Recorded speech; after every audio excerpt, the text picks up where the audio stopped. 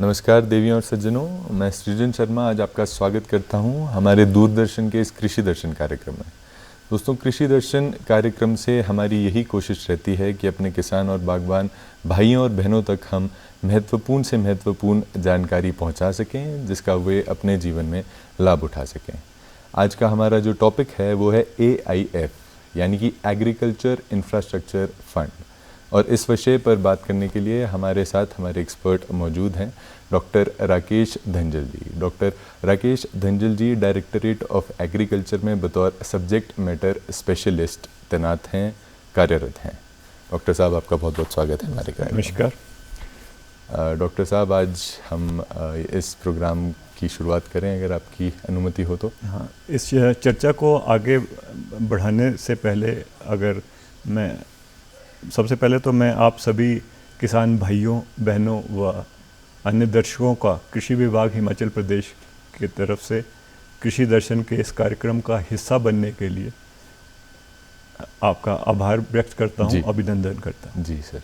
तो अगर आपकी अनुमति हो तो इस चर्चा को आगे बढ़ाने से पहले मैं दो शब्द अपने फार्मर से भी करना चाहूँगा। किसान भाइयों, किसान भाई, जैसे आपको पता है कि हमारा हिमाचल प्रदेश का किसान आज बहुत बुलंद हौसले व जज्बे से खेतीबाड़ी कर रहा है जी। और देश व प्रदेश में अपना नाम कमा रहा है। इसी कड़ी में मैं आपको बताना चाहूँगा, श्री नेकराम शर्मा जी हैं, जो कि करसोग जिला मंडी से संबंध रखते हैं। उन्होंने अपनी दृढ़ इच्छा शक्ति से व उपलब्ध साधनों के साथ आज हमारी मिलेट्स की खेती है उसमें उन्होंने नाम कमाया और अपना देश व प्रदेश में नाम कमाया है। तो इसी को देखते हुए भारत सरकार ने उन्हें पद्मश्री देने की सिफारिश की है और अप्रूव कर दिया रिसेंटली अभी। तो ये हम सबके लिए बहुत गर्व की बात है, स्पेशली किसान होने के नाते पद्मश्री एक बहुत बड़ा अवार्ड है जी। तो उन्होंने ये इसके साथ साथ श्री नेकराम शर्मा जी को राज्य सरकार ने भी अभी 26 जनवरी 2023 को राज्य स्तरीय प्रोग्राम में सम्मानित किया है जी। इससे पहले नेकराम शर्मा जी हमारे चौधरी श्रवण कुमार कृषि विश्वविद्यालय पालमपुर जी से भी यूनिवर्सिटी कृषि दूत से सम्मानित हो चुके हैं जी। तो ये चर्चा के बीच में इनकी बात हमारे को कहने की क्यों ज़रूरत पड़ी, मैं इस बारे में बताना चाहूँगा कि ये आपकी तरह ही ये भी एक किसान है, नेकराम जी। और जब ये इतनी उपलब्धि हासिल कर सकते हैं तो आप क्यों नहीं ऐसी उपलब्धि हासिल कर सकते हैं। आप भी कोई नया कारनामा कृषि क्षेत्र में करके देश और प्रदेश में नाम कमा सकते हैं। और हमारे पास आज की डेट में जो हिमाचल के किसान हैं उनके लिए हर वर्ग के लिए कोई ना कोई स्कीम और प्रोग्राम प्रदेश कृषि विभाग द्वारा चलाए जा रहे हैं जी। और उपलब्ध हैं, जिसकी जानकारी हमारे कृषि विभाग के कर्मचारी अधिकारी या सबके पास हमारे कृषि विभाग की वेबसाइट www.hpagriculture.com से ली जा सकती है जी सर। श्री नेकराम शर्मा जी को दूरदर्शन परिवार की तरफ से भी बहुत बहुत बधाइयाँ। उन्होंने हमारे हिमाचल का नाम रोशन किया, इसके लिए हम बहुत खुश हैं। तो सर, हम आज के प्रोग्राम की शुरुआत करते हैं। हम AIF की बात हमने की, जिसका मतलब है एग्रीकल्चर इंफ्रास्ट्रक्चर फंड। तो सर, ये इसका क्या मतलब है और इसके बारे में मैं किसान भाइयों को बताना चाहूँगा। जो एग्रीकल्चर इंफ्रास्ट्रक्चर फंड है, इसका हिंदी नाम इसका कृषि अवसंरचना कोष है जी। तो इसका आरंभ 8 जुलाई 2022 को माननीय प्रधानमंत्री भारत सरकार द्वारा 1,00,000 करोड़ का कोष प्रावधान किया गया भारत सरकार द्वारा, और इसको 1,00,000 करोड़ का जी। तो जो हमारे लाभार्थी हैं उनके ऊपर ही ये 1,00,000 करोड़ खर्च किया जाएगा जी। तो ये AIF के थ्रू इनको वितरित किया जाएगा जी। तो इस स्कीम की ज़रूरत क्या पड़ी सर? ये स्कीम की ओरिजिनेशन क्यों हुआ?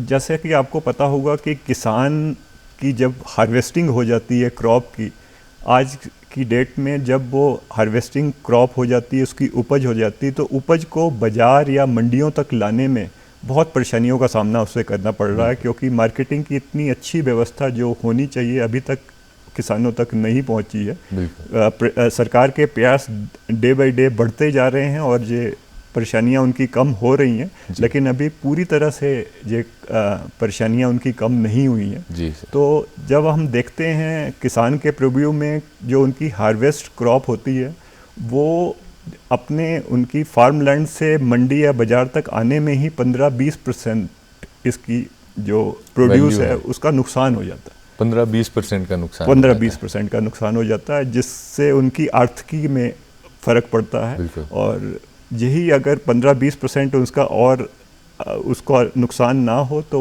उसकी उपज का उसको उचित मूल्य मिल सकता है।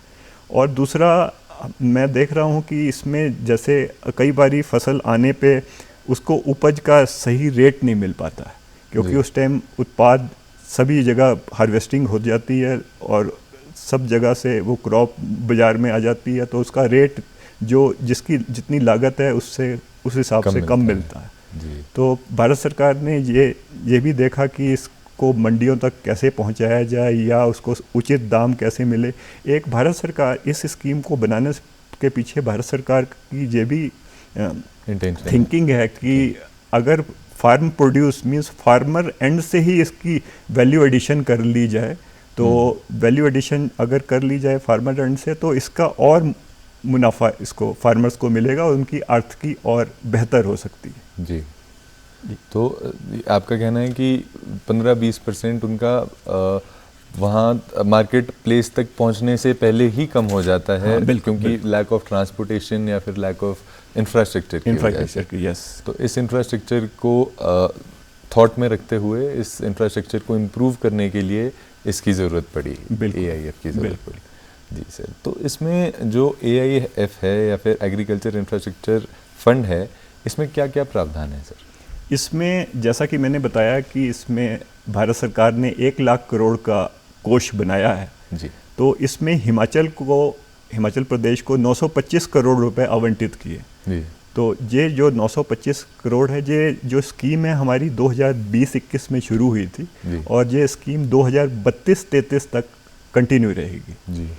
और इसमें 925 करोड़ का प्रावधान है। इसमें जो पोस्ट हार्वेस्ट के बाद अगर कोई भी फार्मर्स या लाभार्थी पोस्ट हार्वेस्ट प्रोड्यूस का अगर कोई अपना उसमें कोई इकाई लगाना चाहता है जिससे पोस्ट हार्वेस्ट की जो आपकी क्रॉप है वो लंबे समय तक उनके पास रहे, तो कोई भी इकाई ऐसी वो लगा सकता है। इसमें 2 करोड़ रुपए तक अगर वो कोई लोन लेता है सरकार द्वारा, तो उसमें जो 3% की इंटरेस्ट सबवेंशन है वो भारत सरकार पे करेगी, वो इंडिविजुअल लाभार्थी को पे नहीं करना पड़ेगा। यानी कि ज़्यादातर जैसे हम इंटरेस्ट देखते हैं वो 6 से 7% या 7 से 8% जो रहता है, उसमें 3% की घटौती होगी। और इसमें भारत सरकार ने ये भी जो संस्थाएं हैं उनको बताया है कि आप किसी भी कीमत पे 9% से ज़्यादा आप इंटरेस्ट नहीं रख सकते। जैसे मैंने आपको बताया कि 3% की छूट है, तो ऐसा ना हो कि बैंक वाले पहले ही वो 3% ज़्यादा करके फार्मर्स को बता सके। तो ये भी एक भारत सरकार ने इनको बोला है कि आप 9% से ज़्यादा किसी भी सूरत में आप इंटरेस्ट नहीं ले सकते, और जितना भी उस डेट में इंटरेस्ट होगा उसमें 3% जो होगा वो भारत सरकार किसान के बदौलत वो पे करेगी। अगर आपका 5% का लोन है, 5% इंटरेस्ट सबवेंशन है, तो आपको यू नीड टू पे ओनली 2%। 3% भारत सरकार आपकी पे करेगी। और इसमें ये 3% की छूट जो आपको मिल रही है, इसमें आप 2 करोड़ का मैंने बताया आपको प्रोजेक्ट आप लगा सकते हो, कोई भी यूनिट आप इस्टेब्लिश कर सकते हो।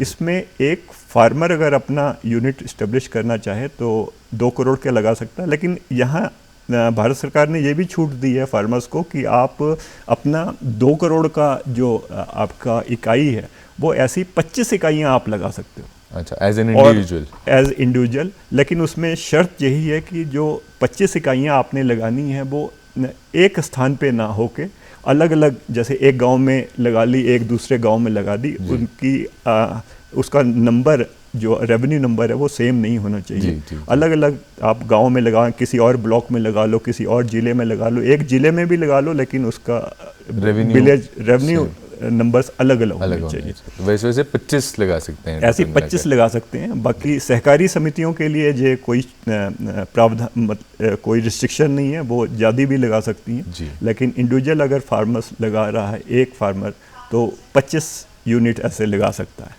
और इसमें अगर 2 करोड़ का अगर वो लोन लेता है जी। तो वो 7 साल में उसको रिपेमेंट करना पड़ता है। 7 साल। 7 साल में। तो इसमें ये भी बात गवर्नमेंट ऑफ इंडिया की बहुत अच्छी स्कीम में है, इसमें आपको गारंटर ले जाने की ज़रूरत नहीं है। जी। मतलब जैसे हम बैंक में जाते हैं तो सबसे पहले यही होता है कि गारंटी गारंटर कौन ले- देगा, और जी। लोग आजकल पीछे हटते हैं कि जी। गारंटी हमने नहीं देनी। तो भारत सरकार आपकी गारंटर है जी। फार्मर की, तो भारत सरकार ही आपका सारा कुछ करेगी। और इसमें जो आपकी गारंटी भी दे रही है और बैंक को भी ये श्योर कर रही है भारत सरकार कि आप जो इनको फार्मर्स को लोन दे रहे हो, जी। इसकी भी वो हमारी CGT MSC को इन्वॉल्व करके इसमें 1.5% का इन्होंने इंश्योरेंस भी कर रखा है। अच्छा, वो भी सरकार ही पे वो भी, करेगी। और 1.5% जो है वो भी सरकारी पे करेगी। अगर स्टार्टिंग में जो आप बैंक के पास जाओगे, स्टार्टिंग में जो बैंक से के पास जाओगे आप, वो आपसे ले लेगी बैंक। जी। और जैसे ही आपका केस गवर्नमेंट ऑफ इंडिया में जाता है, वो रिफंड हो वो इमीडिएटली सबसे पहले आपको रिफंड हो जाएगा। तो यानी कि 3% का हमें इंटरेस्ट तो का बेनिफिट तो मिल ही रहा है, मिल रहा है। पर साथ में 1.5% की जो इंश्योरेंस है, हाँ, इंश्योरेंस वो भी हमारे को रिक्लेम हो जाएगी, वो भी refund हो आपको रिक्लेम हो जाएगी। इसमें परेशान होने की कोई जरूरत नहीं। जी। तो ये इसमें स्कीम में प्रावधान है। सर, आपने अभी कुछ देर पहले कुछ आंकड़े मेंशन किए थे, 925 करोड़ का आपने मेंशन किया। हाँ। कि हिमाचल को जो लागत मिली है इस स्कीम के अंदर, वो 925 करोड़ की मिली। बिल्कुल। तो उन आंकड़ों के बारे में थोड़ा और हमारे को डिटेल में बताएं, कितने आंकड़े उनमें से यूज़ हो गए हैं और कब से ये स्कीम हमारी चल रही है? और ये स्कीम हमारी 2020, जैसे मैंने बताया, 2020-21 से शुरू हुई है, लेकिन हिमाचल प्रदेश में अभी पिछले सालों से ही ये थोड़ा स्पीड अप हुआ है। जी सर। तो इसमें हमने 925 में से हमने इस बारी 31 मार्च तक 300 करोड़ लगभग का टारगेट रखा है। जी। अभी हमारे 60 से 65 करोड़ रुपए हमारे फार्मर्स ने ऑलरेडी ऋण ले चुका है, हिमाचल प्रदेश का जी, किसान। जी, जी। और हालांकि ये आंकड़ा ज़्यादा होगा क्योंकि कई बैंक्स ने अभी पोर्टल में अपलोड करना होता है ऋण जो है, तो जी। उनको और भी अपने काम दूसरे होते हैं, तो इस करके वो पोर्टल में एंट्री करने में थोड़ी सी डिले हो रही है। जी। अदरवाइज ये आंकड़ा हो सकता है 80-90 करोड़ के लमसम पहुंच गया हो। तो कोशिश है हमारी कि 31 मार्च तक हम इसको 300 करोड़ लमसम पहुंच जाएं, ताकि अगले मार्च 2026 तक हमारा 925 का टारगेट पूरा हो सके। जी। जी।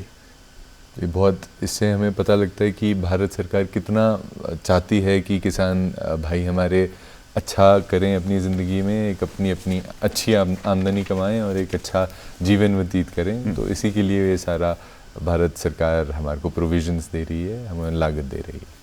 अच्छा सर, एक प्रश्न मैं आपसे ये पूछना चाहूँगा कि जो ये स्कीम है, इससे जो हमारे किसान भाई हैं या लाभार्थी हैं, उनके लिए क्या योगदान रहेगा इस स्कीम का, उनके जीवन में क्या योगदान रहेगा? नहीं, सबसे पहले तो मैं बताना चाहूँगा कि जो भी आप ऋण बैंक से लोन के तौर पे लेते हो, इसमें इस स्कीम में ये प्रावधान है कि आपको 10%, कम से कम 10% अपना आपको लगाना पड़ेगा। कोई भी यूनिट आप इस्टेब्लिश करते हो, अच्छा। तो सपोज अगर 1 लाख की आप यूनिट इस्टेब्लिश करते हो, तो जी। आपको इसका 10% हिस्सा, आपको 10,000 रुपये यानी कि आपको 10,000 देना पड़ेगा। 90,000 गवर्नमेंट ऑफ इंडिया या बैंक आपको लोन के तौर पे दे लोन देगी। के तौर पे। और वो उसमें भी 3% इंटरवेंशन में आप उसको ले सकते हो। इसके लिए हमें कोई जो गारंटर तो आपने बता दिया कि सरकार रहेगी, बट इसके लिए कोई कोलेटरल या फिर कुछ और हमें? नहीं, इसके अलावा कुछ भी गवर्नमेंट, ये बहुत ही सरल कार्यक्रम स्कीम है और इसमें ऐसे मीडिएटर या किसी की इन्वॉल्वमेंट नहीं है। इसमें गारंटर सारे गवर्नमेंट ऑफ इंडिया है, गवर्नमेंट ऑफ इंडिया ही सारा ओवरलुक कर रही है इसको। जी जी जी। तो उनके जीवन में क्या योगदान रहेगा इस स्कीम का सर?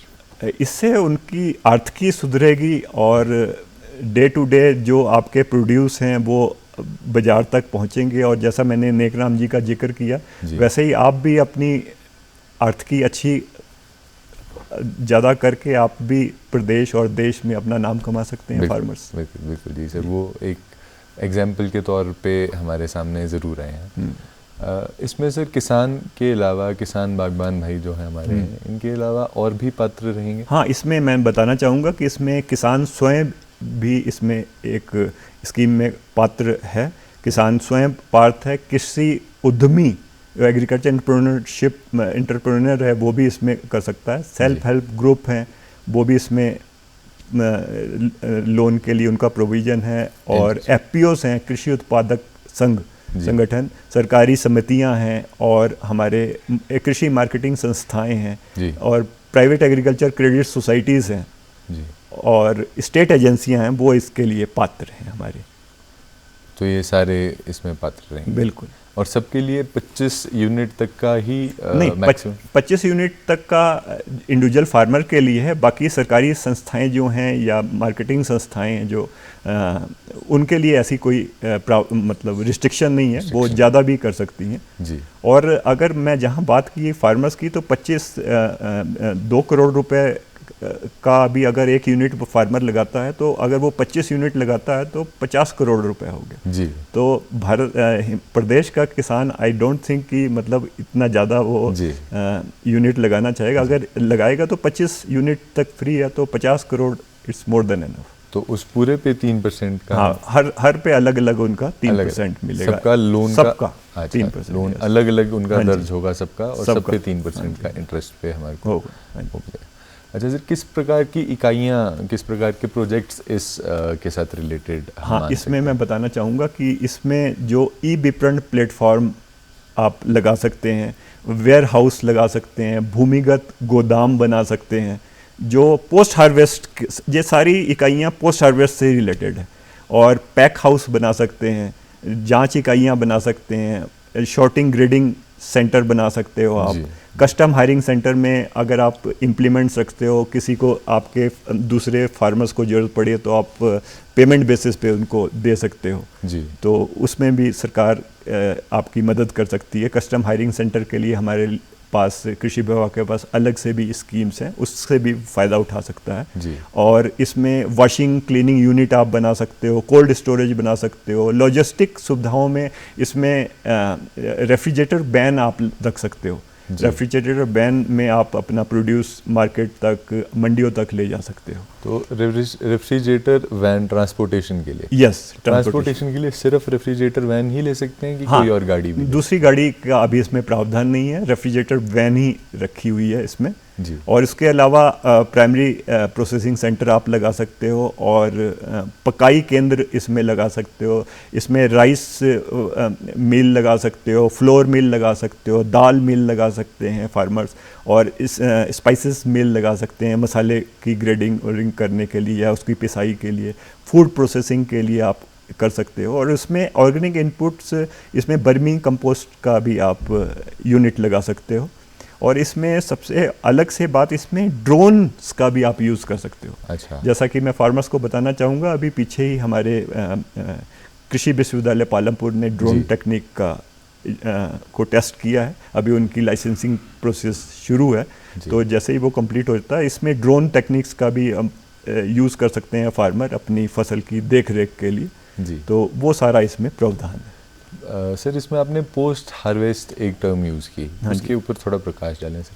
पोस्ट हार्वेस्ट में जैसे कोई भी उपज फार्मर्स लेता है, उस पे उसको नुकसान ना हो, जो पोस्ट हार्वेस्ट जो उसकी उपज आती है उसको वाजिब रेट मिले जी। तो इस को देखते हुए सरकार ने ये स्कीम लाई है। तो जैसा मैंने आपको बताया कि इसमें कौन कौन सी इकाइयाँ स्थापित कर सकते हैं, तो ये सारी इकाइयाँ पोस्ट हार्वेस्ट के ऊपर ही निर्भर, जो उपज आ जाती है उसके बाद की सारी इकाइयाँ जी जी। ड्रोन वाला भी उसके बाद? हाँ, ड्रोन भी हमारी देख रेख में काफ़ी मददगार शामिल होगा। कब फसल पक गई या कीड़ा लगे, वो सारा इसमें होता है जी जी जी।